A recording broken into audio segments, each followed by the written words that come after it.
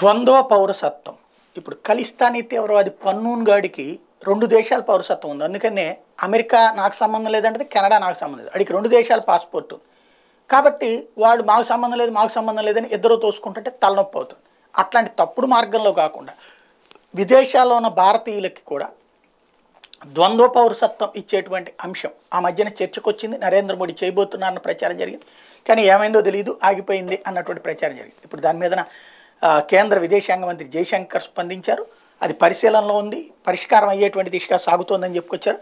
External affairs minister S Jaishankar has revealed why Indians are not allowed to hold dual citizenship. He said there are several economic and security challenges in providing dual citizenship, but he added that the debate on the same is still alive. Jaishankar also said that the Overseas Citizenship of India OCI program is a step to bridge the demand.